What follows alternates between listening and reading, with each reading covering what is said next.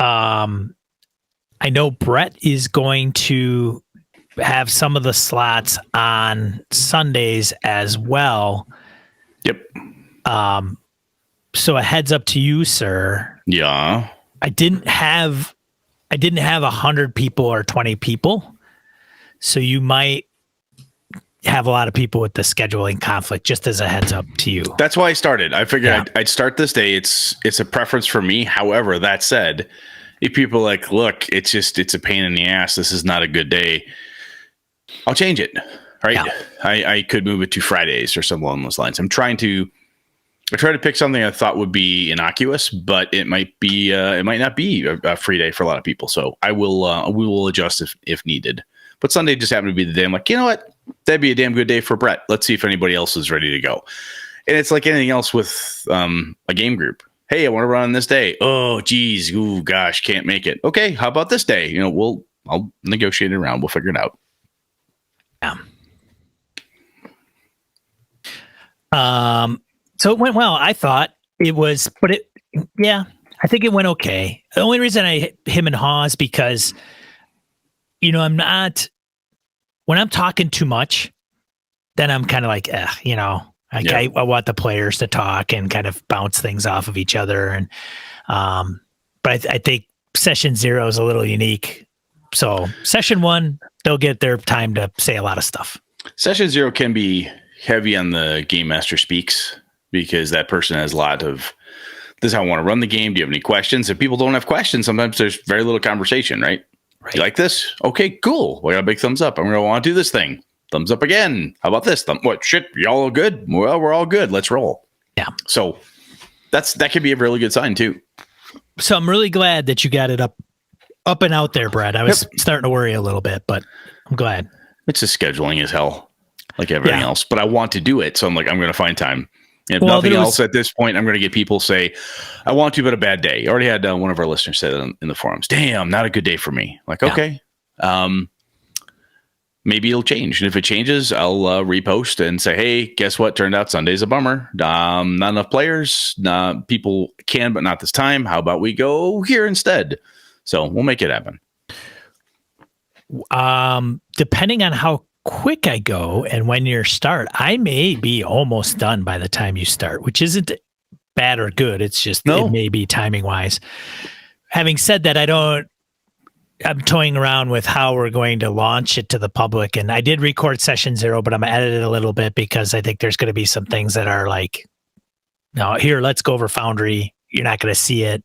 I'm going to, take that part out of there. And nobody cares. And nobody cares. Yeah, exactly. So we're probably going to I'll probably put them out there as I edit them. And if it happens to align, because what I could see happening is we record them and then Sean takes a long time to actually edit and release them. Mm. And then Brett has his already in the mix. So it'd be nice if Brett and I had ours like Sean releases episode 1 of his, or session 1, then Brett does, and then you can listen to both. It may not work out that way, but you'll have all of them, and then you can determine how you want to listen to them the way you want. So we'll probably put them in a separate feed than the main Gaming and BS. And I only say this because I know Brett's like, well, just put it in the same feed, make them bonus BS episodes or what have you.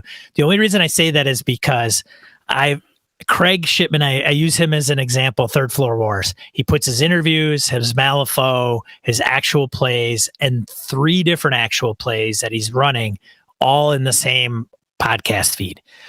Certainly his choice. There's nothing wrong. He's not doing it wrong. That's not why. No. It's just there's a way. There's so many different ways to cut this. Yes. Right. We could have done this X, could have done this Y. Your discussion with me was like, hey, let's do this other feed thing. I'm like, I'm cool. Whatever we want to try. And if nothing else, the opportunity here for us is like, if we try that, we're like, it didn't work out that well. We should have kept it over here or whatever the feedback is. So first time we're doing something like this, it's worth a shot. Plus, I kind of like if Gaming and BS has certain album arts throughout Apple Podcasts or Google Podcasts or whatever, then it's spread out. I think people put it all into one feed because they don't want, they want to serve everything up as much as possible to all their listeners, which is great and fine. But I think with doing that, to me, when I go through Craig's stream or anybody's got multiple APs in it, it's kind of a pain in the ass because I may not want to listen to, look, everybody knows I'm not a Malifaux player. So I'll tell you what, though, I get what you're saying. The cool thing that Craig, I think, has got there is like he said, this is how I'm doing it. Right. And if you're listening to Third Floor Wars, it totally makes sense. This is how they roll. Sure. This is the schedule. This is how things happen. This is brand new for us, is doing this type of thing. Right. And I think it's totally worth, if we were to inject this into a 7-year setup, I don't think it'd go over well. So I buy what you're selling. And I don't think our listenership, I don't think because we put them together or we separate them, our subscriber base is going to be that much bigger, better. No, if nothing else, for those who do not give a shit about it, you can ignore it. or people that don't give a shit about this show. But like Delta Green. And so they say you should, if you have the same audience, you should all keep it under one feed. I don't believe the two efforts are the same audience. Well, we'll find out, man. So it's all good. Anyways, so there you go. Yeah. Any more gaming for you besides that one? I gamed Cyberpunk Red. Okay. I thought it was a fun session. It was a shootout. And shit hit the fan. My character got extremely high on drugs because so it was crazy. Got some very flattering comments from my other players. Did you? Yes. Awesome. They were, hey, I really like it when Hendrix, who's my character, like when Jimmy says, Hendrix, you get a phone call, like literally Crystal was, when I hear Jimmy say, the GM say, I love it when he says, Hendrix, you get a phone call. Cause I know it's going to be, I love Hendrix and I love how Sean plays Hendrix. Right? It's going to be off. Yeah, it's going to be off. It's going to be awesome. It's going to be fun. Excellent. So that's awesome. That's very cool, man. Yeah, it was very nice to hear. And it was fun. So going into the adventure details, not a big deal. I have Thursday Night Forbidden Lands, which we may touch on in this episode. So spoilers to some of the guys that are in that group. We'll keep it generic enough. It's conceptual, not specific is the idea, to try to make it not quite so hammery. Brett, you played. I was supposed to run my my Greyhawk game. Did not happen. Divestiture at work ate my life. So I'm like, all right, fuck it. Not going to run on Tuesday. Sorry about that. But then yesterday, Sunday, AJ ran his next section of his Midgard campaign for Alana and I, and it was a lot of fun. I had some nasty cultists show up in the town that our characters are now in charge of. So deal with the cultists, go find out this problem, sort this out. AJ at one point had given us a bag of beans, the magic bag of beans. Like if you plant stuff. You always get the magic bag of beans. So we planted one. My character planted one, like, well, I'm going to do this. Maybe it'll cause something to happen. And so this huge statue appears and starts threatening us. And like, it's not going to attack us. It's just annoying. So we're going to leave. Then the statue's only job apparently is to tell everyone else who shows up where exactly we are and how evil we are. So like, God damn, this stupid statue. So these hunters come out of the woods. They're talking. The statue's berating, just downplaying us. So we're talking to these hunters like, look, they ignore the statue. We're good people. We actually run this town of Rustinford. It's okay. And like, I don't know, that's kind of magic beans. Like, yeah, look, just like this. I plant another one. And my daughter's like, Dad, what are you doing? And I apparently grew a massive 90-foot tall pyramid with a mummy lord inside. It appeared. So as you do. We took care of that. And now our town has a few hundred more gold pieces, which we donated from our random treasure. And I told all the stonemasons, there's a pyramid out there. Tear that down. We need to improve the walls of the city. It was a little comical, but kind of fun. This, let's see here. Oh, and last Saturday, I actually got to play Out of the Abyss, second to last session, which got me thinking about the topic for next week. But regardless, we'll get to that eventually. And it was interesting. We got in a position where alignment mattered. Alignment doesn't matter all that often in 5e, at least to me. But it came to a point when we had to make some ethical choices to where we wanted the final event to occur. Initially, my high elf was like, fuck those drow and Menzo Baronson. Just, if it burns the whole thing down, it burns it down.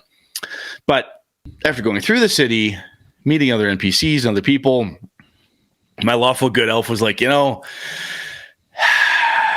at the character sheet. It does say lawful good right there. Yeah. You know what, guys? No, we're not going to do that. We're going to move it out. We're going to do this.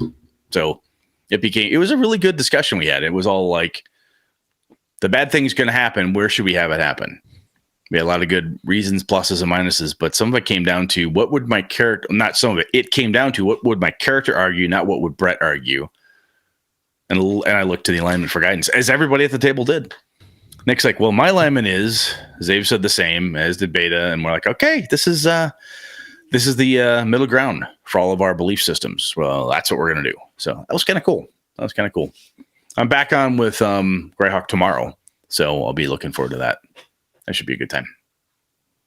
Oh, fantastic, man. And that's about it. Are we ready? We good? Yeah, let's get into Random Encounter. Yeah, let's do that. Random Encounter, segment of the show where we field emails, voicemails, comments from social media. First one is Gabe comments on no right answer. Let's see, here we go. I got the impression that Brett wants more feedback on this recent discussion, and I think I have something for him this time around. Uh-oh. Hang on. Let me get comfortable. Gabe's going to lay some wisdom on me. I've said this many times. Our listeners are sharper than we are. Many, many times. You guys hear and you folks hear and see stuff that we don't. So, all right, what's Gabe got? So the episode is titled No Right Answer. And in fact, the episode description specifically states that when you have any encounter, there are quite nearly unlimited options for how you will solve it, emphasis added. But when Brett and Sean actually began to explore this topic, I began to seem like more realistically, and according to how the hosts frame the conversation, most encounters present 2 or 3 reasonable solutions. Or do they? At one point, Brett feared that he was rambling, and he may have been. I was. And if he was, I think it was because this topic would have benefited from a grounding in what we might define as 3 different modes of play. Here are the 3 I propose. Railroad. Railroad in a railroad, which Brett specified he was not talking about. There is not only a right answer, but of course, only one answer. Any game master running a railroad is going to have to construct the adventure to remove every option but one, or at the very least, pickle every encounter in a quantum soup. Choose your own adventure. In these, the GM predicts the most likely choices that players are going to make and consequently prepares for them. This is when, as Brett and Sean suggest, 2 or 3 most likely choices will emerge. But this, of course, is misleading. As Brett and Sean themselves know, every game master has experienced many absolute game breakers of player choices that the GM never could have anticipated. So, is there truly no right answers? Of course, there aren't any right answers, but the nature of Brett's discussion would suggest there are preferred answers, and those answers are determined by the game master by what the GM has prepared according to the choose your own adventure mode of adventure design, and also because of a general footlight sense for what would be most satisfying and dramatic according to the narrative and according to the GM. It may be that Brett conforms to the director mode of GMing, in which he is constructing what he considers to be a compelling story, with actors who aren't always cooperative. Many times I heard him talk about dragging a PC to his location or heavily framing the available choices a character might take by presenting a menu of 3. No right choices? Perhaps, but it definitely feels like, according to this GM, there often are 3 preferred choices. Sandbox. So I don't think Brett and Sean were thinking about this mode at all, at least in reference to this topic. A sandbox relies heavily on yet another mode or style of play in which very little narrative is constructed before the game begins, but locations most certainly are. In this mode, PCs choose a location to explore. Incidentally, locations often also are presented as a menu of 2 or 3 or more options, and story happens as the PCs interact with the material in those locations. Another name for this mode is, of course, emergent storytelling. It's in this mode of play that I believe we most often see, as Brett proposed, a narrowing of options. As PCs interact with their environments, uncovering and manifesting NPCs and world-building events, and as PCs begin to pursue their own agendas, the range of choices narrows to the point where PCs have to act on some obvious ones, or something dramatic may happen to upset their own plans. There are 2 more considerations, of course, which I saw begin to pop up in the chat during the recording of the show, which involved just how much improvisation reacting specifically to explicit or implicit tells of the players the GM is willing or capable of entertaining, and just how far sourcing the table is allowed to go through giving agency to the players to actually intrude significant narrative elements into the emerging storyline. In both of these examples, there is the opportunity for the GM to abandon entirely whatever meta plot had been considered before play. In these instances, the more important choices actually are those of the GM, who is reacting and responding to the actions of the PCs during play, and not those of the players themselves, who are making choices in awareness or ignorance of what may now be thought of as just one pre-considered rough draft of what actually now is an emerging plot. My point, let me roll this up here. My point, I do believe there are no right choices, but I also believe that this very much depends on the mode of play that is being adopted by any given gaming table. Some games allow only one narrative choice, and the only actual choices of those are in how the players engage with the mechanics to resolve each railroaded encounter. Other games heavily frame 2 or 3 or more most reasonable choices, thereby implicitly encouraging players to be good sports and to lean into the intentions of the GM's game's scenario. And other games quite truly offer unlimited choices, as long as those choices accord with the genre and metaphysic of the game experience being explored at the table. Interesting. So my first instinct is, anytime we pigeonhole anything into this mode, I balk at that. I'm like, you can't do that. But Gabe has good explanations and narrative around why he's choosing to put things in these boxes, which makes sense to me. I would almost say that I am doing all 3 at once, or all 3 depending on when it needs to be done. And that is where some of the practice stuff I've talked about in the past comes into play. So, for example, in the Streets of Avalon game I ran for Third Floor Wars and with Sean, I knew that I knew the monster type that I wanted, the main bad person, and that there was a butcher, baker, and a candlestick maker. That was it. And I knew the PCs because I made them. They're pre-gens, so I knew 5 things. How you guys would play those characters, or what you would do, or how I would describe any given scene, I absolutely made up as I went.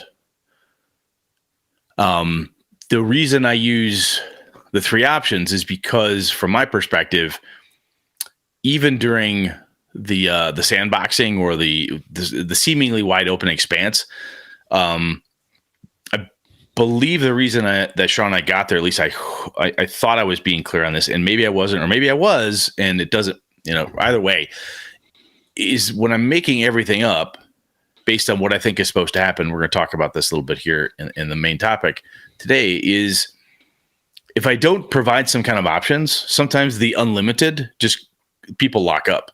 Then it becomes analysis paralysis. I can literally do anything. What do you want to do? Without any guidance. Sometimes the question is, what do you do? And they go, and I said, I'll get right back to you. I give them time to think. I move over to the next group, next person, do thing, stuff, whatever. Are you ready to go? Okay. So just if this helps, or I see 3 things for you to do, or I see this is the most obviously logical. Do you want to do that? Do you want to do something different than that? Anything's good. Some of it's in how you frame it and how you state the options and so forth. But I think I've actually, based on Gabe's description, Sean, I think I've done all 3 of these in a campaign. Sometimes in one session, depending what needed to be done. Because I don't think I could run. I think if you run a campaign, this is off the cuff of my brain here, Gabe. If I were to run a campaign in only one of these 3 modes, I don't think I could. I don't think Brett can do that. I feel like I bop between them depending on what the situation calls for. I don't know why I do that, but that's what I think I'm doing. What do you think, Sean? Do I think that's what you do? No, I'm just asking you what you think about Gabe's note here. Then you can say if you think I I'm love full of it. shit or It's not. good stuff, and it makes total sense to me. It's solid. It's well thought out and put together. It's good stuff. Yeah. You can call BS on me too if you think I'm full of shit. I don't think that's the case, Brett. And you know that I definitely would not hesitate to do that. That's very true. You would.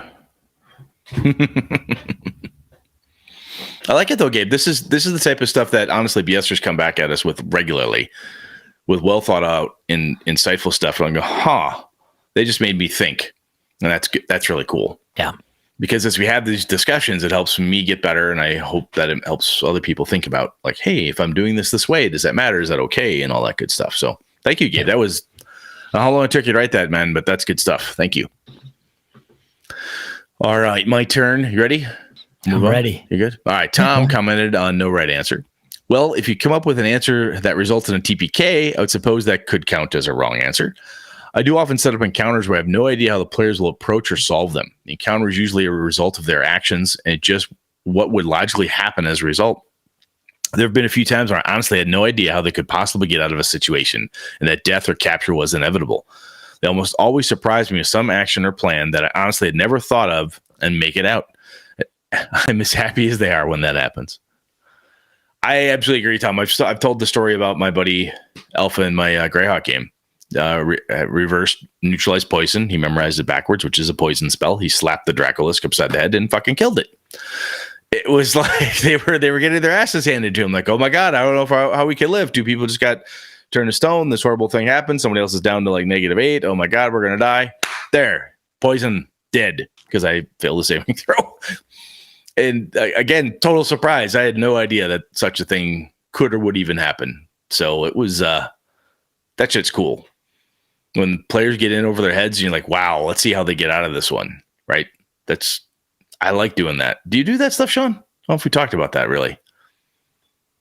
Allow players to get in over their heads. Yeah. Because I don't think they realize they are when they do. So I do. But do you allow it? You don't. Well, hold on. Are you sure you want you double, triple sure? Yeah, I don't. Do you nerf the encounter? Just take it easy on them. Hey, if they want to go up to Strahd in the Ravenloft castle, like hey, go for it. Try to kick him in the kneecaps right away. All right, go ahead. Yeah. Go on, kids. Yeah, I don't. That's what they did at the end. Like the very last encounter that we had in Curse of Strahd was them getting in the two characters, Jeff and Jason's characters, getting into the carriage with Strahd.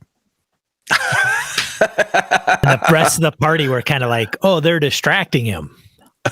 And wink. Walking around the carriage to get back to town.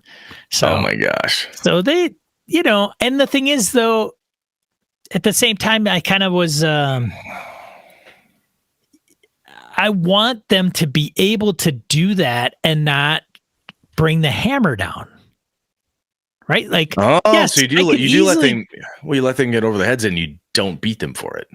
Right. Because if that's the case, that's why I think sometimes, that's the trick with you, Brett. Like, I don't know. You don't believe in the counterbalance. I do not. So when the player characters get in over their head and you throw them a bigger, they choose, or however it comes into play. They're suddenly in an encounter with a bad guy, big bad thing, big bad person, whatever it is. Monster, whatever. And you say, hey, that's their choice. They've done that. And putting the onus on the players, not, hey, Brett had this thing come up out of the ground out of nowhere. Like they've chosen to go, let's go deeper into this castle or dungeon. And well, I told you, my kids did that in my Forgotten Realms game. They went down a dungeon, down a tunnel that smelled like rot and decay. It was a ghoul's tunnel, right, with a gas at the center of it. They trundled down there at night. Right. It did not go. They barely, because the paladin, they barely figured their way out of it. So I think when you do that, same with the Curse of Strahd scenario I just put out there. If you say, well, ghouls, white, and you bring the hammer on down and they don't run, that's a choice. Correct. If you don't, some will say, it's the GM pulling punches. Right. So you got to contend with that. And then if you do, and then you're playing and they turtle because now they think every room is this badness and they're afraid to do anything, and then they don't do anything.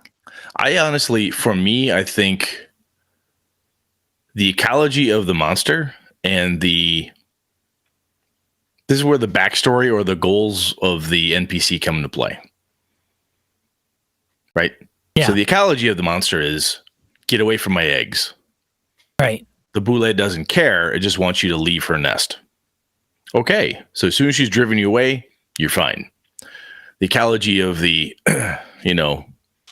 Kodiak grizzly bear is you got between me and my cubs. I'll beat the ever-living fuck out of you, pop your skull. I may or may not kill you. Chances are I won't eat you, though. I just want to eliminate the threat. People survive this. Some people don't.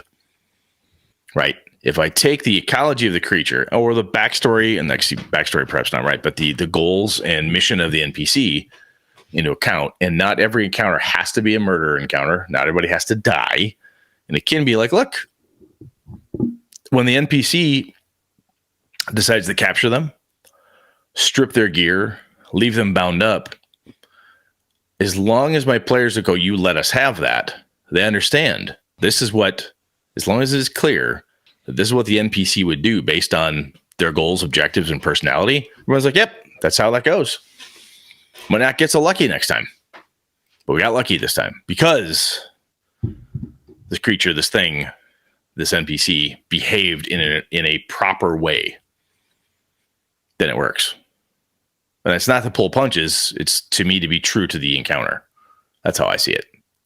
That make sense? It does. And I don't know, man. I've got so much to unload with D&D and 5e. And I think it's just, I don't know where. I think it came from 3.0. And I don't know why.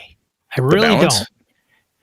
Well, I guess game balance, if you want to equate this dilemma with 3.0 codified. Yeah, 3.0 codified how you could tactically, by the numbers, sit down with your player character information and this information, and as a game master have a quote unquote legal encounter that was level appropriate, which is, and this is me guessing, I'm not one of the designers, but it helps to potentially eliminate the killer GM, the person who likes to bring out the horrible lich at the first level and plays every monster like it's a fucking murder machine versus this is how it works. This is its personality. This is its ecology and so on. Providing codified rules for as much / everything as they possibly could. Yeah, I think it really hammered home the fact that this is how you're supposed to do it. Right. Right. And ever since then, I'm not going to get a lot of hate mail because the BSers know what I'm coming from. It's a pervasive theme, right? That transports itself through, right? Right, but it even, and even in individuals in the chat, we're like, 5e player characters, they're 10 foot tall and bulletproof, and so everything is a hammer or a nail, and they're the hammer. There is that has been an ongoing theme. Your character died. My character died? Max died. Yeah, well, because I'm playing with Brett. He's a killer GM. Yeah, I'm a bastard. I don't think that was out of line, and I don't think I was. No, it wasn't going into something that might have been over my head. No, you just like if you would have said, "Hey, this is a lich," I'd be like, "All right, I am first level. Bye." Yeah, like you were see you second later. level, buddy. It's also a 1 or 2 shot, so it's a different game. It is. But my point is that I don't know if a lot of 5e players tend to turn tail and run. Unless they know, like, this is the deal. If we don't run, we're going to get squashed. Perfect example, Curse of Strahd, those guys did run at one point in time. So I don't want to say it's a generalization and all 5e players are like that, or a majority of them are, because even my own game group where I started getting them into situations, they were like, man, screw this shit. We don't need this. We don't need this. And they left. And it was probably in the beginning of the venture where they could feel confident that what you're facing is probably on the same level. Like you as a party can probably take out what you are potentially facing. Cool enough that they were like, you know what? We don't have to be the hammer and hit every nail we come across, which was refreshing. I tell you, one of the things that I've learned over the years is that I think Goodman Games says it well with DCC is do not name the monster a la Monster Manual what it is. Describe the thing. When I described the creatures in the Avalon game, I didn't say what it was, right? Right. I just described it.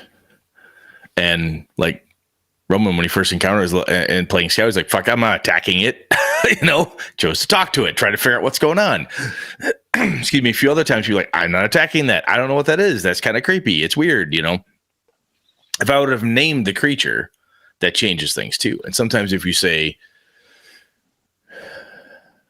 if you know they're goblins, you see 6 goblins, that's different than a descriptive approach. Anyway, that's a different topic, but I get where you're going. Yeah. Sometimes I think knowing is almost not a bad thing.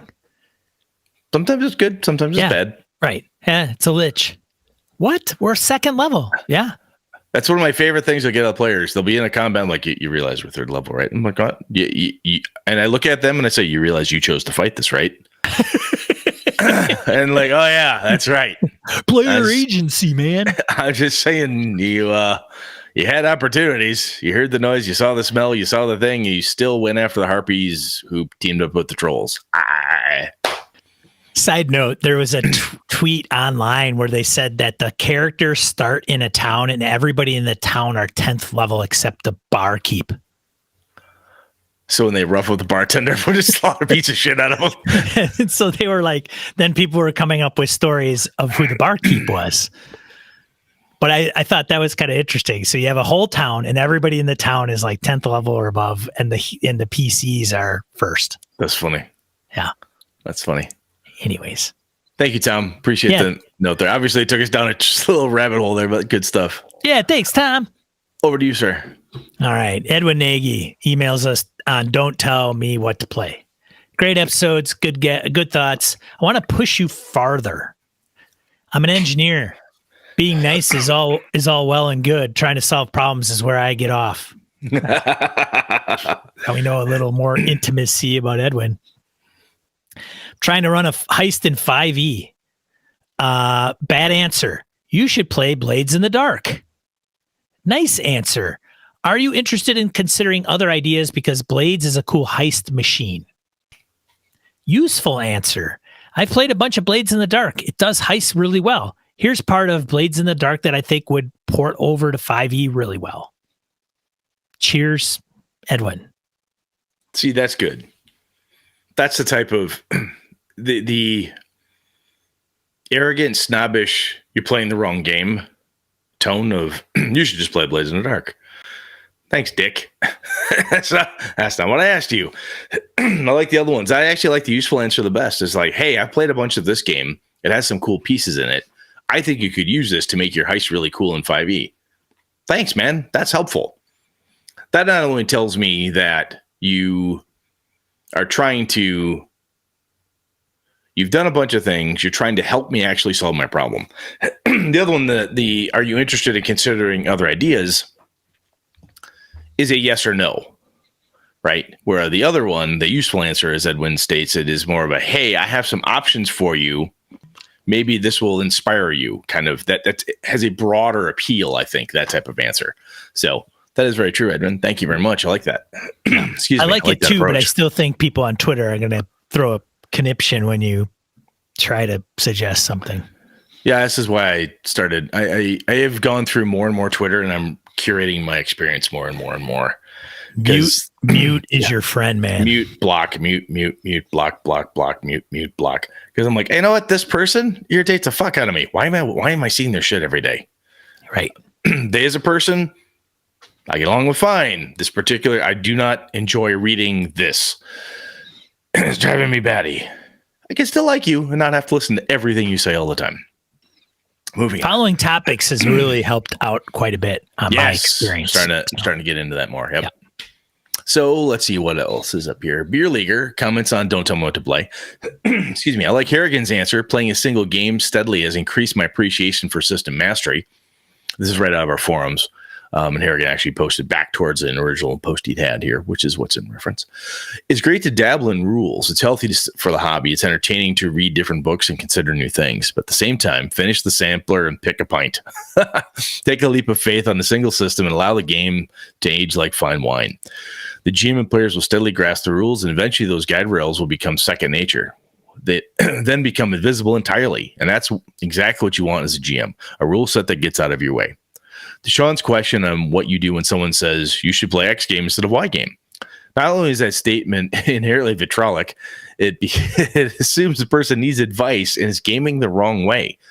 Who really believes the recipient of this kind of pointed guidance would ever activate on it? Imagine someone who spent days or weeks prepping a complex Lovecraftian game to hear, no, this could have been done better. This isn't hard enough to recruit players to commit to a long campaign while also teaching them the rules. It's incredibly difficult to pull off the hat trick, to even get some gaming going in the first place. 1, learn the rules. 2, create the adventure. 3, gather and educate players. That's a lot. On what planet would someone entertain the idea of exploring an alternative rule set on top of all the rest of the GM's duties?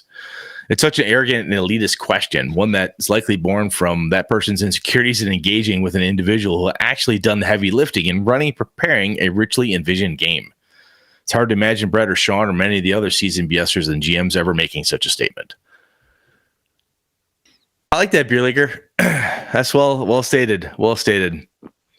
I think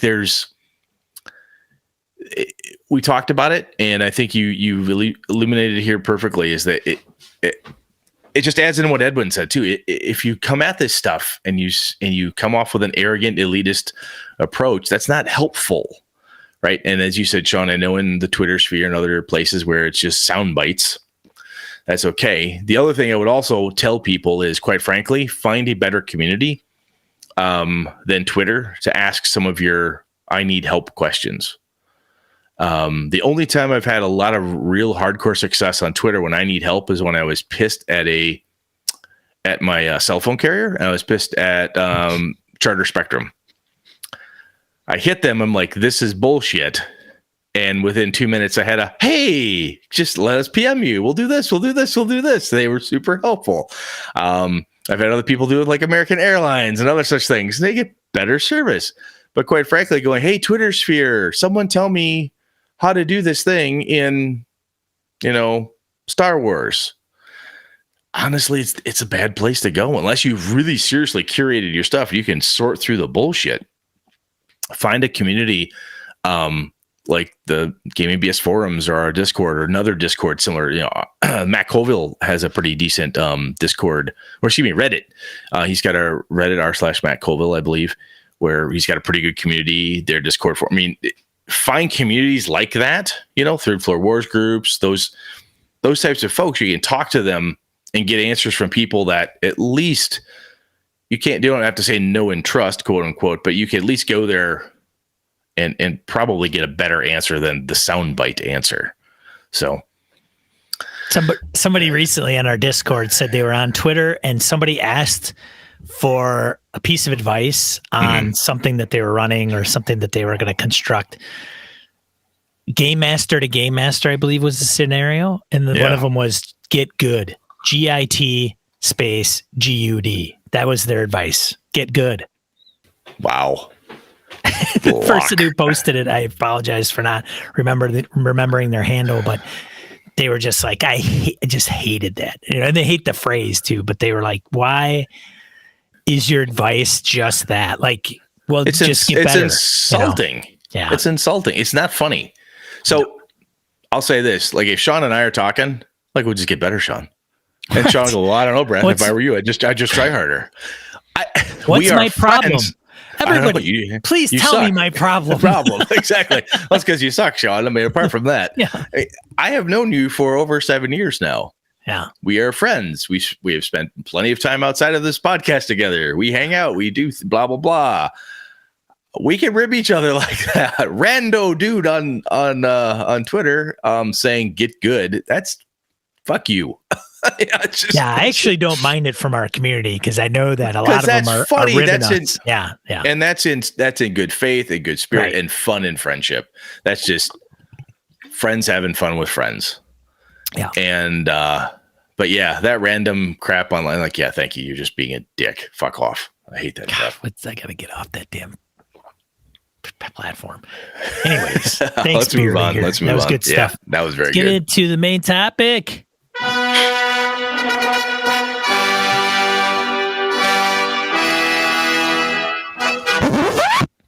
All right, Brett. What are you talking about this week, Brett? So we get off the mics last week, and Sean starts talking about location encounters with his Forbidden Lands game. And sometimes it's like, how big do you make these things? How in depth do you want to go? And building dungeons, using dungeons, building encounters, and so forth. And there's not trite, but there's a bit of wisdom that can be seen as kind of flippant that says, how big does this need to be? How much time should we spend in this one location? As long as it needs to be. People say that about podcasts. It should be as long as it needs to be. And nothing longer. And not 1 second longer. Yeah, thanks. Right. That's good to know. Yeah. I think that's okay, but I think that there's an approach that I've taken that I think helps me a lot. And I think this is where when you and I were talking last week, Sean, I think we kind of landed on this in a way, and that's kind of keeping the end goal in mind. Like, what are you there for? If the characters are in this dungeon, for example, let me do this one. I'll start off here with an example. So in my Greyhawk game, the guys went to this ancient dwarven fortress. They had to go figure something out. Something had caused the dwarves to leave. They lost some great faith. They were cut off from their dwarven gods. They had to do something. They're going to go there, right? So they're going up there. They're going to find out all this crap and a bunch of information for the campaign. Cool. So they get up there and they decide to take a slightly different route to get in that I hadn't thought of. They're going to go in through the basement, basically. They find the back door, this crazy ass weird goat path thing that gets them to an entry point into the burial ground, the crypts underneath. I'm like, oh my God, this could be cool. They ended up spending 3 sessions in the crypts. By the end of session 3 in the crypts, it was very clear that they were getting tired of this. They had some fun, right? Doing the dungeon crawling thing, fighting the shadows, dealing with this, fighting some Darrow, finding out some stuff. They got a bunch of details like, okay, we have a bunch of good data. We need to act on it. I had 3 more levels of dungeon above them. It was very clear by the end of that session, like, okay, so the big stuff's upstairs. We'll get there. We'll get in. We'll find this out and we'll get back to, they viewed it as a side quest, like a place to go get data, not a campaign location of a dungeon. And I, on the other hand, was prepared for effectively 4 full levels, the crypts plus the other 3, of a campaign location, right? I planned this big dungeon. And I'm like, I got to crush this sucker.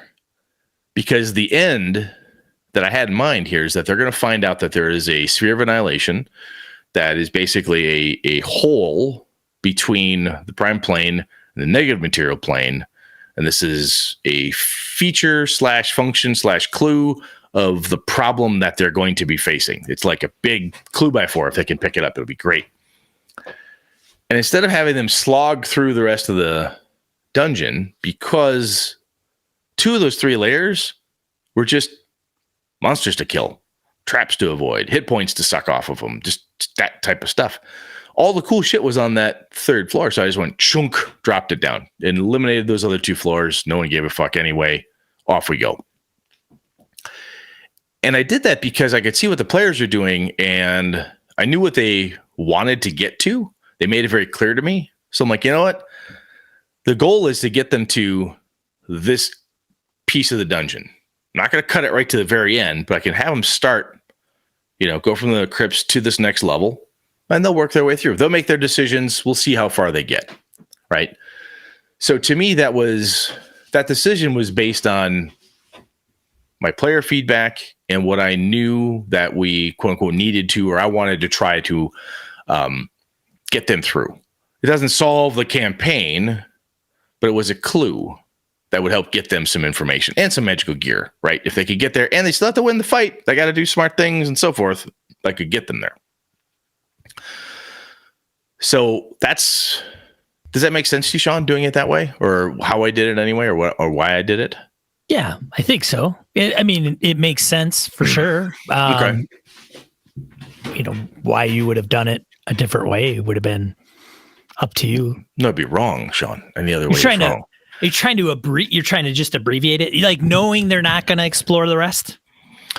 What I did on that was I'm like, they're bored. They were bored with the dungeon. They'd spent 3 full sessions in 1 floor, and they're like, holy crap, that was fun. We want to get back to the rest of the campaign, because they knew some cool. There was all this pressure. We have to figure this out because the Duchy of Jeff is in danger. We have to do this, and they started talking about the fact that they're burning daylight. We're wasting a lot of time. Oh my God, this quest is taking forever. If this had been this long, I don't know if we would have done it. I heard that type of talk, and I thought, okay, I need to do something, because to keep this campaign moving and to keep people engaged, why are they here? Right? They didn't come here because we got to level up. We need 5 more levels before we can go to the next dungeon, right? Or we're going here specifically to do for 2 things. See if they can reclaim some of the dwarven history and lore, and to find out this problem, right? So they did both of those things. It just seemed like I'm just dragging shit out for the sake of dragging it out because I had a map. What's the fucking point, And that made me think about our conversation when you were saying, hey, there's a dungeon tower encounter, or, how do you want it to work out? Like, does something lead to a town? Should this be like a place of adventure? That type of thing. So my thought was, I don't know enough about Forbidden Lands itself, Sean, but my thought when I talked to you was like, hey, well, what do you want them to use this thing for? What options make sense, right? Well, they need to get to here because that's the next piece of a quest, or it's and sometimes when we say they need to get, it sounds very railroady, but look, we want to keep things moving. Do they want to dawdle and spend 4 or 5 sessions in a dungeon? And that's kind of what led us to the piece, because I'd asked you that. Do the guys in your Forbidden Lands game want to spend 3 to 4 sessions in 1 tower / dungeon? Well, that's funny, because in one of their wishes, right? So I used stars and wishes and started implementing that. Was it'd be nice to get into a dungeon crawl, or a site to explore. So maybe not specifically a dungeon crawl, although I thought Kev might have mentioned dungeon. I also don't think that they want to spend time in the mega dungeon. So I think where they are currently, so here's the thing with Forbidden Lands. I want them to get to places that are different, maybe new, and learning new and different things.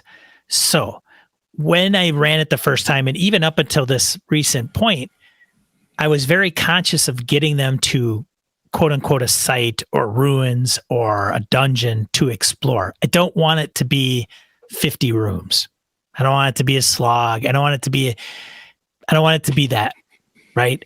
One, because I think that if they get a taste of it, they will either opt to like it or not. I just don't think the group is a 50 room dungeon crawler group. But I think what's that? So I was going to say Borrow Maze is not coming to your right. Well, Rock on a Thought is not buried somewhere underneath. Now, at the same time, I could see taking a dungeon like Borrow Maze and putting it in a hex. They come across it, realize it's like this big, elaborate, intricate underground thing. And Borrow Maze is supposed to kind of be run like that. Like you don't go through it all at once. You kind of go there, it's there. It's got stuff in it. You go in there, you delve a little deeper, you get out. Yeah, very old school, right? You would do that. You'd have a town, then you go to the dungeon, and then and then you go a little further and go. Yep. Yeah, you go a little further, you go a little further, which is fine, and I don't have a problem with that particular approach. So that would be the way that I would approach it with a dungeon. Now, in the same token, there's other elements of the game. So even back up just a second.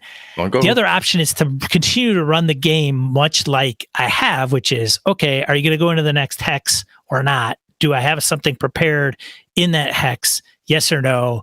If no, roll up something random, let them do their journey rolls, see what happens. I mean, they spent a day on a beach, one adventure. I remember that, Went fishing and stuff. Yep. So you never really know what these guys are going to do or what they're not going to do. That doesn't mean that I couldn't have something prepared so that if they go left or right, straight, I already have something to put in front of them. But having said that, there are elements of the game that I think they haven't had a taste of that I want to give them an opportunity to get into. But I'll tell you what, the thing is with Forbidden Lands, not to hash that game out too much, is that Harrigan's character specifically, I pick on him and bring him up because he's suffered a groin injury, which I mentioned, like in the last 2 episodes now for this podcast. And he's blind because he messed around with blood magic and he had a mishap occur and got blind. Yeah, went blind.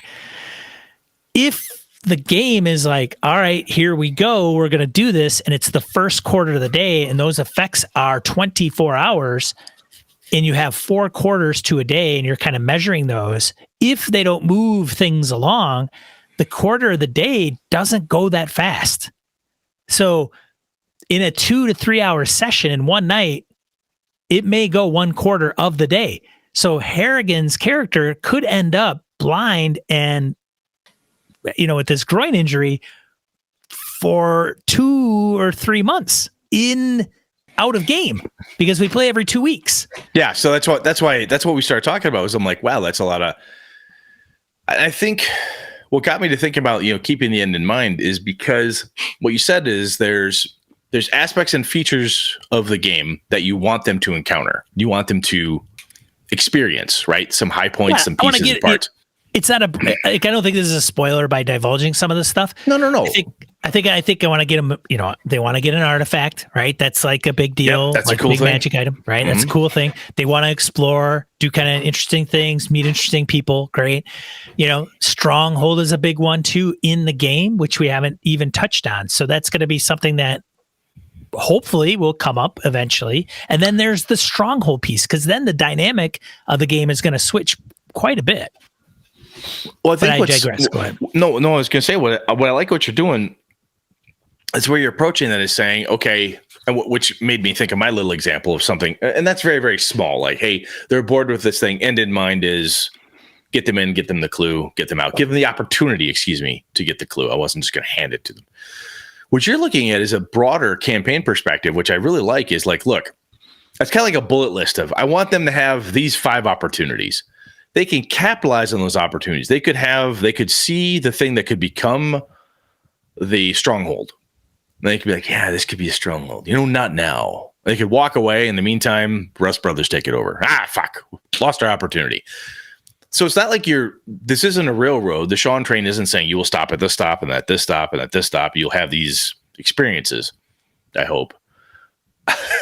But yeah, I literally have no idea what's going to happen in the next session, and I'm okay with that. But you know enough of the features of the game that you want to make sure that you're providing, plus the stuff your players are asking you, saying, hey, we'd like to encounter this.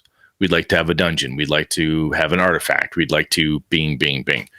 And I think keeping those things in mind from like a game master's notes perspective, if you want to make a checklist of things, those things to keep in mind are really, really helpful, because those are the pieces. Some of it goes in the backstory, or if you're using, I can't remember what you said, stars and something or other. Wishes, where that type of piece, but even just your own, sometimes it's just raw thematic, right? Like, hey, I really think in this dungeon, I'll just use a dungeon as an example. It's a bugbear dungeon. It'd be cool, like an ogre or a giant, maybe an Atiug, and I'd like them to encounter something other than just bugbears. So here's some ideas of things that they could encounter, things that are with them in some way. One of the things I'm having fun doing is mashing up monsters more and more in my first edition game that I've done in a very long time. Is, like I said, the giant troll that was also infected with yellow musk creeper. It's a weird thing. The player's like, oh, fuck, I get it. It's mashed up. Oh, my God, we got to deal with basically two monsters at once. But the idea was, and I realized this when I come to a new game session, like for my Greyhawk game coming up, I'm doing a similar thing to what you are saying. Okay, they've talked about certain things that they want to encounter or deal with or have happen, but I have goals too. I'm a player at this table. I really want to have them encounter this stuff, not only because I think they would like it, but I want to see what happens when this group encounters this piece and this monster and this particular thing. So now when I'm looking at different things, and even though I make up a lot of crap on the fly, I'll have some monsters floating around my head to my earlier topic of always prepping, right? Something's floating around my head saying, okay, an assassin with rot grubs in a bag. Okay, that'll be like a wicked, crazy ass thing to do. I was looking through a Monster Man the other day, and I thought about a monster. It was in a different book. I'm like, Spriggans. I have not used a Spriggan. They hate gnomes. They can turn giant size. They got backstab. This will be fun. So I've got this type of thing, this type of thing, this type of thing. All of these will be fun to use, and I want to see what they do with them, right? So when the players are heading off in a direction, so as I'm improvising, it sounds like you're having to do some improv here as well. Like, what are they going to do? Where are they going to go? Having those pieces in mind, your goals, those end goals in mind, you can say, oh my gosh, they made a choice. That leads me to the stronghold idea. And I think that how you explained it to me, what you want to get them to get to with those pieces and parts, I think that's really smart, man. I really do. Because that gives you as the game master, you already have some shit prepped in your head, I think, with that. You've got ideas. Yeah. So if they choose to go there, you're not starting from scratch. Well, and the thing is with these, with stars and wishes, I can look at their background. I can look at the stars that they appreciate. So stars, you award it. You go through them at the end of the session, and typically you do it before you hang up. We're doing it in Discord. So you get what they liked out of the session, and they're kind of throwing compliments around. And then the wishes are the things that you take that they wish they could see more of. And you could take those and go, okay, great. The only drawback to some of these is like, oh, say they want to, hey, I think it'd be cool to do a dungeon crawl. Like maybe a short one, doesn't have to be that great. Well, fantastic. You guys got to get to a dungeon then. So then, I could easily just say, oh, you're in the hex, and oh, we're playing tonight. Yeah, see a dungeon. Great. Yeah. Yep. There's also the option where, hey, there's an entrance in the side of a cave. You're not sure where it goes. Screw that shit. I'm not going in there. Okay. So it's like, you want the dungeon. I put it in front of you. And you chose not to take it. It chose not to take it. So I don't think they have hit that point entirely at this point yet. They actually went into where they are now without any reservation. Well, I'll tell you, one of the cool things with that is that you can again, end in mind is like, look, well, they said they wanted to do a dungeon. Yeah. And you put a cave mouth and kind of creepiness and smoking. Like, I don't know if I can deal with it. We're too wounded. We leave. Like, okay, you know what? That's fine. I get it. Right. They're wounded, blind. They've got groin injuries. Got it. Right. 2 sessions later, there's a castle or ruins, and there's a set of stairs going down. They walk away again. You can be like, you bastards don't want a dungeon, right? You don't have to keep giving and going. Or you could also say, look, one of you motherfuckers want a dungeon. God damn it, get down there, right? You could be that guy, which is of no use. That's a good way to win friends, influence people, Brett, there. Right. But I think you could try a couple different, throw a different lure out. If you're a fisherman, you throw a spoon. That's no good. Throw a crankbait. Try that. Fucking back to worms and minnows.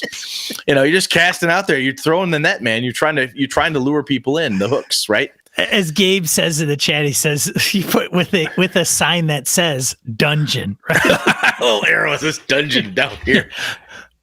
Dear Harrigan, here's your goddamn dungeon arrow. Picking on Harrigan. Yeah. But anyway, I think I love the idea though of people have asked about, and I brought this up with my daughter because Alana was asking me she said she was having a hard time keeping track of like the main thing she wanted to do. She's like, I have an idea for a story, but I don't want to write out this. I have an idea for an adventure, not a story, excuse me. But I don't want to write the whole thing out because it just seems like you guys are going to do different things, but I don't want to lose my ideas. So I started talking with her about it. It came down to a lot of what you and I just had talked about last week. And now is look, I want to hit these points. So this adventure has these points to it, or this campaign has these pieces. And I think that is a piece of how I ran the Streets of Avalon game for you and the Third Floor Wars folks. It was, look, they're going to meet in a tavern. There's a butcher, baker, candlestick maker. I know the NPCs, as I said, there's these pieces. We're going to meet in a tavern and we'll see what happens. After that, I had as we went along, I'm like, thematically, I know what the monster is. You need to encounter that. There has to be a thing, but it's just bullet points. It's a thing that says, big encounter. I wanted to make sure that we toured around a bit. People got to use the Thieves Highway up on the roofs. Great. You got a market. You got to talk about the well. You got to go into a dungeon, just different aspects to feel the Avalon setting. So I'm like, okay, that's there. I didn't know where I was going to put those things exactly. I didn't know when they would show up or who would find them and all that good stuff. The whole concept of the Thieves Highway came in when Roman's like, yeah, that's how I get to the bar. Boom. I need an encounter. I'm going to put it up on the roof. That sounds like fun. I needed a place. It worked because I needed people to experience the Thieves Highway and I wanted a first encounter. I can match those two things right there because I knew conceptually I want to hit these end points. If I hit all these end points, I can give myself a big gold star at the end of that mini campaign because I hit those points. It makes me feel good, right?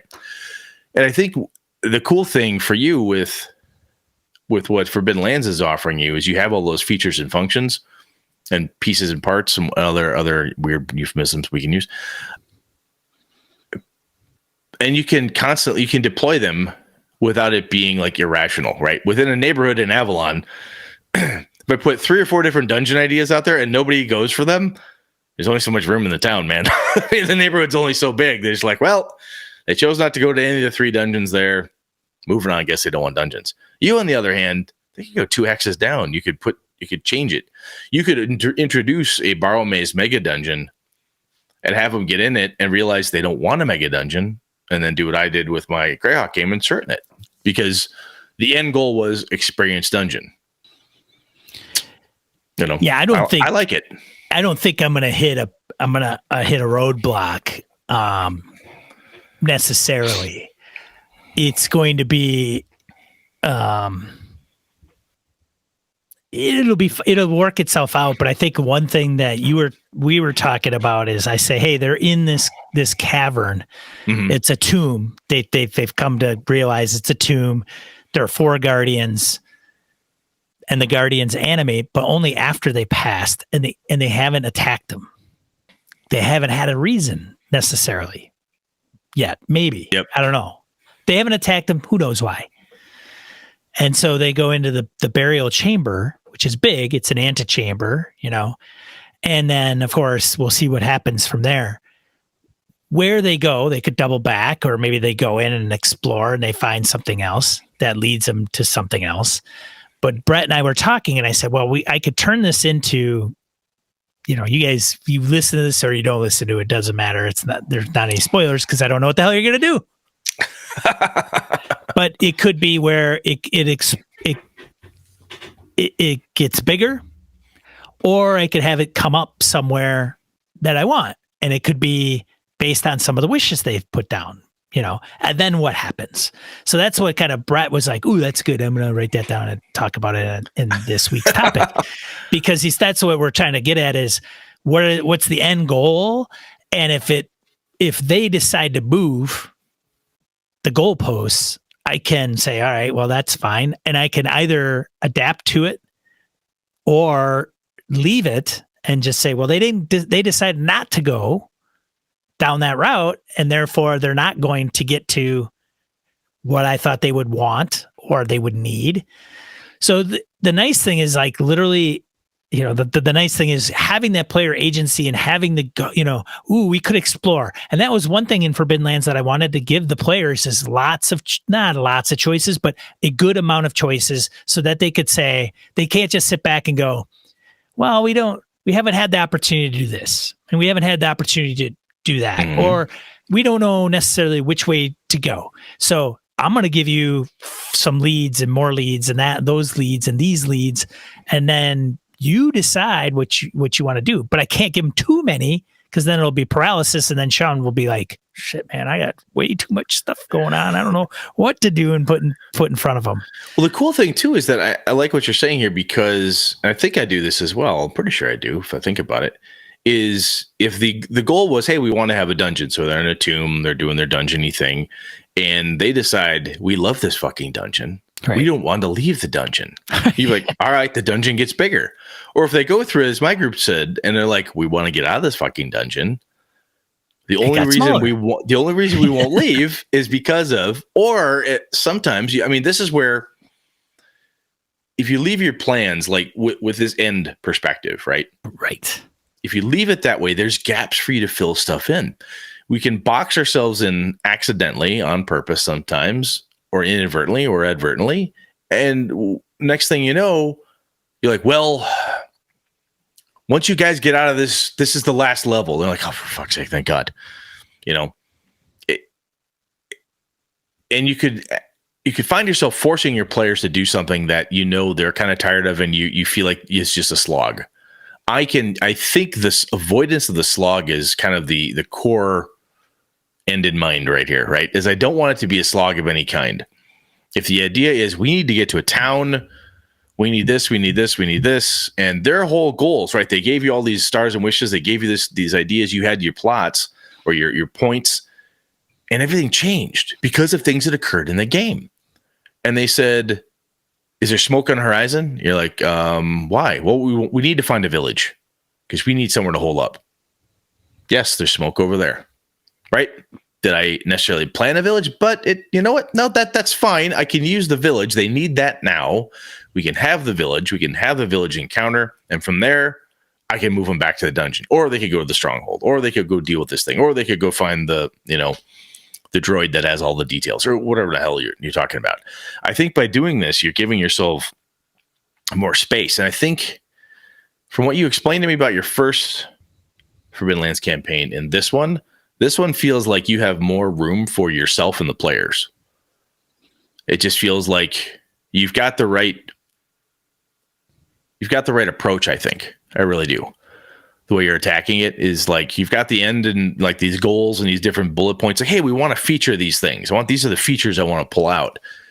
But you're not staying in the ship with the guns, right? You're ready to get out there and change it up a little bit if you need to, and maybe move the pieces. That game really facilitates it because of being hex crawl. Just move it from one hex to another. Yeah, and they could speed up the timeline by just saying, we're going to stay in this. Say they take the tomb and say, it seems relatively safe here. We're going to stay here until Harrigan's character gets her sight back and isn't, handicapped. And then we fast forward, run our rolls. Hey, are you going to hunt? You going to forage? Yes, no. Okay, make the rolls. Couple quarters go through, no problem. Maybe send them wandering monster their way, whatever. And then great. Then they move on and everybody's healthy. So we can speed it up. Hex crawls it could bog down significantly, and then they could also speed up quite a bit too. It's a little different for Bin Lands because you're literally making some rolls as you explore. And some people don't need to do that. Brett was running his Greyhawk game. He decided you travel some more. It's all uninterrupted. We're going to get you 40 miles down the road. I'm not going to play out every hex, which is fine. For Bin Lands' beauty is part of the game, and therefore that's kind of to be expected, but it doesn't mean every hex has to be an ordeal. Correct. Right. Yep.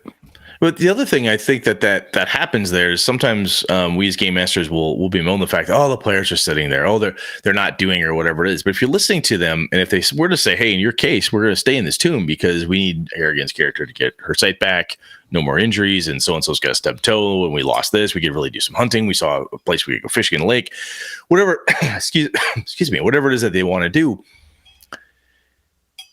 They're using the game, they're using the mechanics, they're interacting with the world to do something. And it is their choice then as players to slow the action down for whatever reason. Sometimes that's just a signal that the players want to engage in the world in a slightly different way. Right? And not everything has to be action, ninjas kick in the door, orcs attack. Doesn't always have to be that way. We'll talk about that sometimes to get players off their ass. Or to get them to stop the analysis paralysis. But this is a case where look, it feels relatively safe. Hey, we're going to stay on this starship. We're at a great we're at a great place. We're docked. It's safe. We're paid up for a week. We need the rest. That's what we're doing. It's a week of R&R for the crew.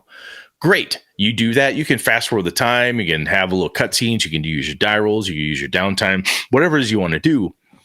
But those are those pieces where, again, it doesn't mess up your plans, right? You've hey, I wanted to feature some things. I want to do this stuff. This is not destroying where we're trying to go. Now, if the players were to say, well, we get to the village, I light it on fire. What? Yeah, I attack the barkeeper and I stab the barmaid, then I shoot the dog. Why are you, what are you, 12? What the fuck is wrong with you? And that's just combative, bizarre ass behavior, dickhead player, whatever you want to do. But I think unless somebody is actively trying to fight, everything that's going on, most players really enjoy that type of thing that I've encountered. And as I said, when you explained it to me and I was talking about it, I really like your approach on it, man, because I think it doesn't box you in. And I wonder if this is helping you get over the published module thing a little bit more. Oh, for sure. For sure. Now I'm just saying, because you've got point. You don't have to look at the text and go, well, where are they supposed to be? Right. What's supposed to be happening? Right. There's no supposed to be. This is just these are points and highlights. Right. I mean, I could easily take a site out of a published adventure at this point. I mean, where they are, I could go, it's, the entrance in this book, says it's right here. And then but I don't even have to have them enter this entrance. They could just already be in it and not, and then, you're going down the corridor. Great. So we'll see. I don't know how far this is going to go and whether they're going to see it through to the end or double back. There's a few things that they're going to have to make choices about, even internally, okay, there's the sarcophagus. Are you guys going to screw around with that or what? Well, there's probably got to be treasure in there. It's probably the armor. Probably something. It's probably the armor, the magical armor that we've come to find. Maybe that's in there. Could be. Yeah. What happens with those 4 guardians then? Exactly. Are they guardians? I don't know. Maybe they are. Maybe animated they're just statues. I don't know. But maybe they're Parcheesi players. Who knows? Maybe it's an illusion. Who the hell knows, right? Well, I'll tell you, man, when I thought about it, the other piece here is that when at the end of the Streets game with Third Floor Wars and you, Craig and a couple of guys said, did we do anything different? I talked about this before. And quite frankly, when I was thinking about this topic, I thought, I didn't see you guys doing something different or approaching the characters oddly, wrong phrase, differently or with your own spin and stuff. That's great to me. I love that piece. But one of the things that made me feel that it was successful was I had certain features, as I said, that I wanted to make sure I highlighted, and I had the opportunity to do it. And I think it was because I don't feel it was because I leaned on you guys with a big hammer and said, you have to go down here. You need to go over there. There was when the opportunity presented itself for me to say, hey, here's a feature. You can engage with it. Yes or no. There was one feature that I didn't get to do. And that was the Candlestick Maker's house.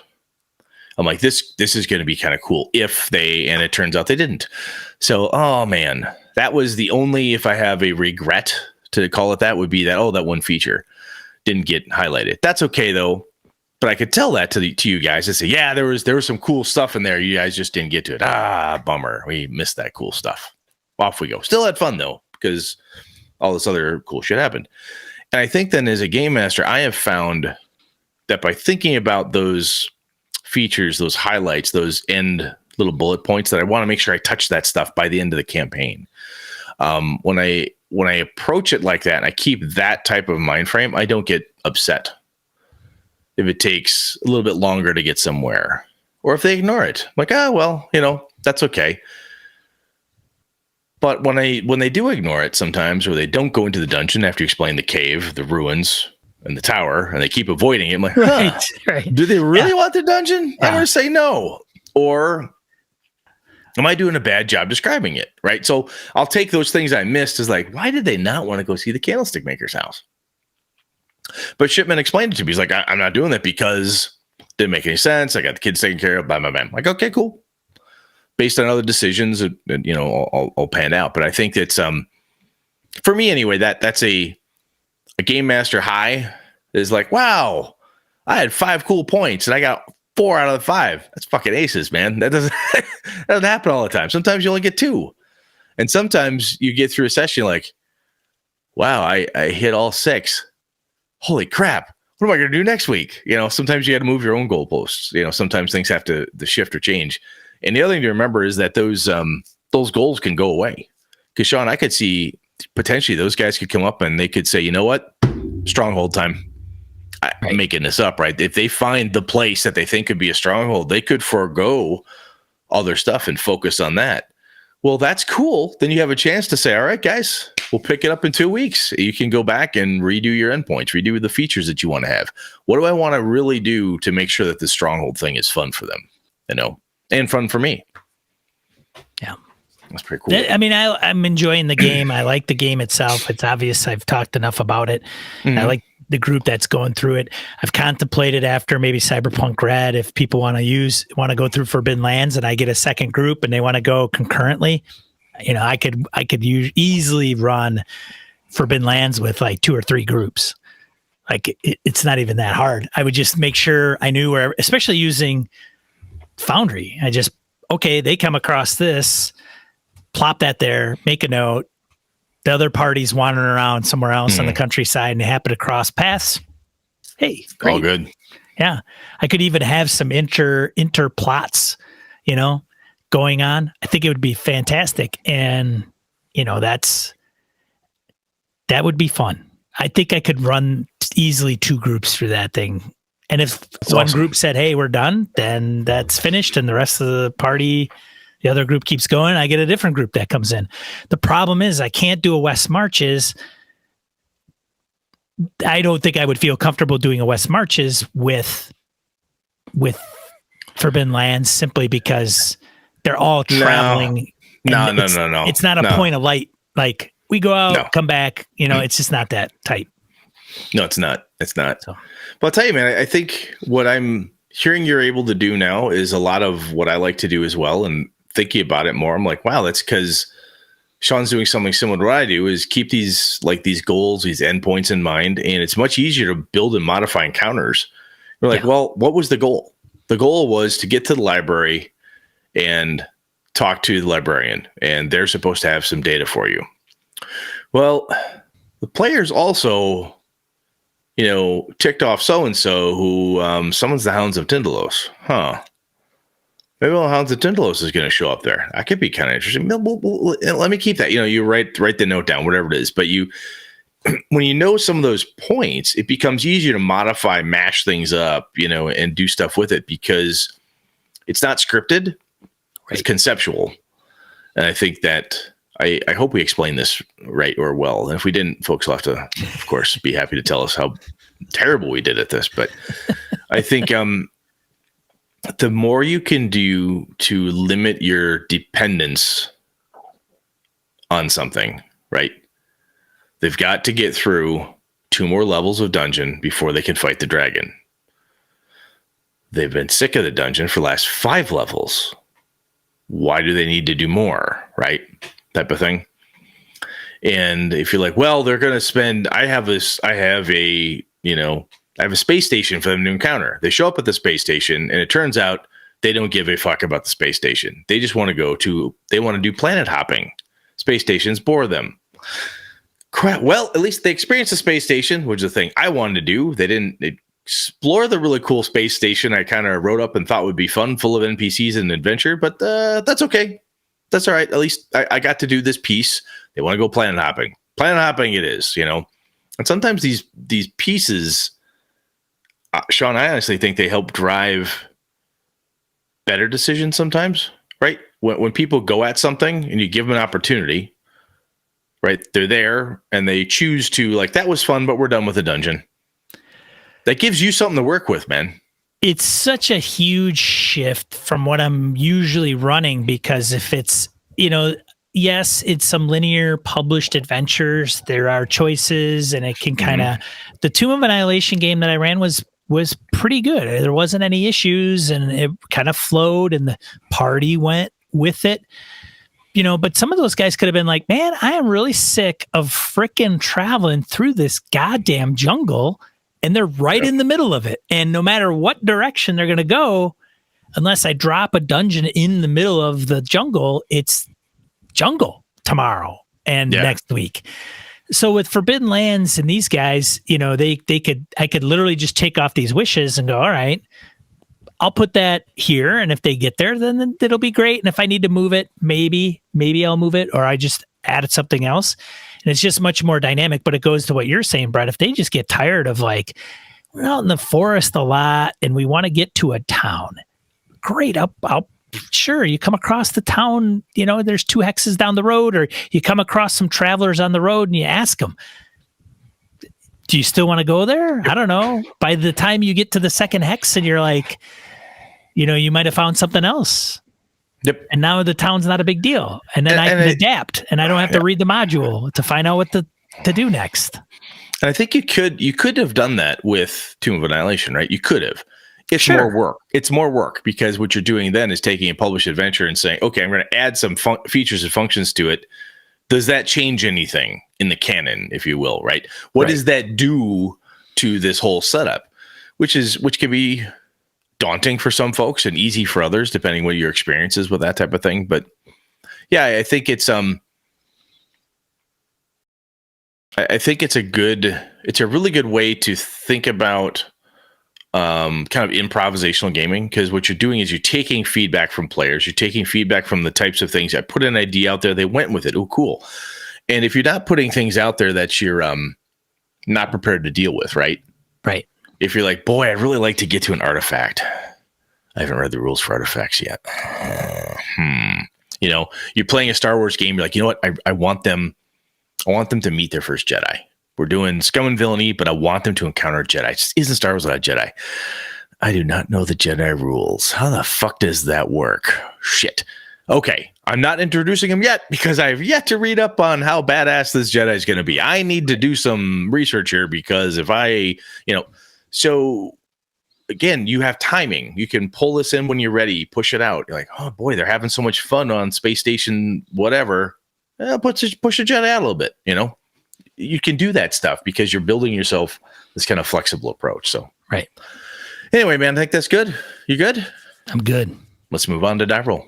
Get into die roll. 2 to 4 miscellaneous points of gaming and geekery we want to bring and share to you. We got 4 this week. Some will not be surprises for some individuals. First one is Survival of the Able, which is a Kickstarter that our buddy Todd Crapper is a part of and going to be instrumental, I would imagine, in helping bring to fruition. It is a tabletop RPG about people with disabilities working together to overcome a zombie plague. And then the launch is September 29th, 2021. If you see this or listen to this show, you'll have to check that out. Second one, D&D news from Celebration, D&D Celebration, the next evolution of the gaming coming 2024, compatible with 5e. That is a mouthful, and I don't have a link that I can put in the chat right now. But no, I've seen it hit the Twitter stream. Everyone else, oh my God, 6th edition! One of my favorites was a Tim Kask post on Facebook. He said, "Okay, kids, it's okay. I'll get a corner for you here, the curmudgeon cellar. We'll get together. We'll talk about your beloved game that those darn kids ruined. We'll all get together and watch them have fun." It was very nicely put. Kask is a fun guy, but it was he did a really nice, very tongue-in-cheek kind of write-up. Like, it happens. It's a game. What are you gonna do? Type of thing. Yeah. So if you haven't heard the news, 2024, there's going to be an evolution to the D&D game. So they're all anticipating a 5.5, not a complete new rules revamp. There are going to be slipcases that are coming out with particular products that make up, like Tasha's Cauldron. There's, I think, a couple others, one to come out, and they're going to put them together, some re-releases. So, Now there is talk. We got tagged in a Twitter account. I mentioned this on Saturday, where somebody was saying, "Hey, look at all the job openings they have. They're all digital based programming or whatever that you will be," and it states you will be a crucial member of a team that'll be involved in the next iteration of D&D, world's most popular role-playing game. And of course, we got hit up and, hey, what are your thoughts of what it looks like? And of course, one person had a thread about, well, it's going to be a digital initiative. It's going to be, virtual tabletop. How is that going to have a fallout in the rest of the industry? How is that going to affect places like you and I have talked about 20? this. I was just going to say, you and I have talked about this before, is like, when are they going to, as the largest entity or whatever, take control of their product on their tabletop? When is that going to happen? I'm wondering if that's a move. And part of me is like, interesting. I still know how to play my game the way I play it. That's good on you. When are we going to stop giving money to D&D Beyond for selling our product? When are we going to stop giving One Bookshelf money to have DMs Guild on there? When are we going to stop allowing people to use our stuff on Roll20 and having them take a cut of our product? Yeah. I'll tell you what. I don't know. Wizards and digital has never... It's never peanut butter and chocolate, man. Well, at least whoever heads this one up, hopefully they don't murder people like the last guy. So, well, fair. So that's a hashtag thing. Too soon. No. Hashtag too soon. It's been a long time. It's a fact. Anyway, point being, this is flippant. I don't care. Yeah. Like, oh, neat. Chris Shore mentioned it. Tasha's, Xanathars, and Mordenkainen's monsters. Yeah. Well, you and I have talked about this, and my buddies and I have talked about this. I've even had this conversation with my kids. I said, look, here's the deal. I like RPGs, like my first edition, like second, third, even I like Pathfinder, I like 5th edition. I like Middle Earth role playing. I like all this stuff I have. Simber Room, Forbidden Lands, I've got a copy of. Reading that, I go, man, this sounds cool. I can play this. I just because it dies or stops being supported or they put a new edition out doesn't mean I need to, one, run out and buy it, and two, if I'm having fun doing what I'm doing, I don't need that stuff. They say every time they do it, though, you lose market. You use a slice of your audience. Except that 5th edition is like selling like fucking crazy. It's selling like crazy now, but when they come out in 2024, and this is where I think it, a repackaging and a digital initiative. We'll see. Anyway, we can whatever we say today. Like, oh, obviously, I can't say obviously because I don't fucking know. I don't know what they've been doing. I'm not worried about Roll. Here's the thing: if I were D&D Beyond, they're owned by Fandom. So Fandom, if they've got a huge, if D&D Beyond is putting big bank into their pockets, then I'd be shitting my pants if I was Fandom. End of discussion. But that's the price you pay when you put all your fucking eggs in one basket. Yep. Ask Paizo. Yes. They came around, they survived, but not without panic-stricken, like, holy shit, we don't have Dungeon or Dragon magazine anymore. Yikes. It just kind of, this is one of those pieces of, it's a corporation, it needs to make money, it needs to do stuff. Right. And you cannot just make another book. At a certain point, you have to do something.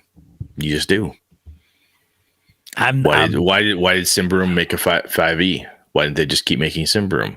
Because there's this market there. There's a huge market in 5e. Yeah, that's dumb not to try to use that. So we'll see what happens. We will see what happens, won't we? What else you got? 4th anniversary of Call of Cthulhu, man. 40th. Did I say 40th? You said 4th. I said 40th. No, you didn't. You said 4th. The 4th 0 and 0. That's a sweet looking book, man. They had it at Gen Con. I should have told somebody to pick me up a copy, but it's coming in October. God damn. Yeah. I know Brad, he's going to get it. It's actually look really good next to my other one. Yeah. So Gen Con, they had a limited run, and then October they're going to take orders. It's black and red. It looks pretty cool. If you're a Call of Cthulhu person, if you're not, then you could do shits. Yeah, and then if you got $2 billion lying around, you could buy Asmodee. Owner's looking to sell the company for 2 billion euros, which is even more than $2 billion, as far as I know. Yeah. Business is business. You're held by a holding company. That's what they do. They buy it for $1 billion, they sell it for $2 billion. This is what happens. Holding companies don't hold on to everything for long. It's more of a juggling company. Firms, it's more of a juggling company. Just keep it popping. Brett knows the man. deal. I do. So that is all I have for Die Roll for this fancy week in gaming and BS. I want to thank everybody for coming here and joining Brett and I on YouTube Live. I think we're going to stick with YouTube Live moving forward. And then if you want to give us a like or subscribe if you haven't already, thank you very much. We greatly appreciate it. Otherwise, we're going to release this in audio as usual. And you can find that at your audio podcatcher of choice. Otherwise, I don't think I have anything else to say. All right, man. Otherwise, next week, what are we talking about, Brett? We're talking about the end is near. We're going to talk about the ending. Talking about ending a campaign, like the announcement of it, knowing exactly how many sessions a thing is, and so forth.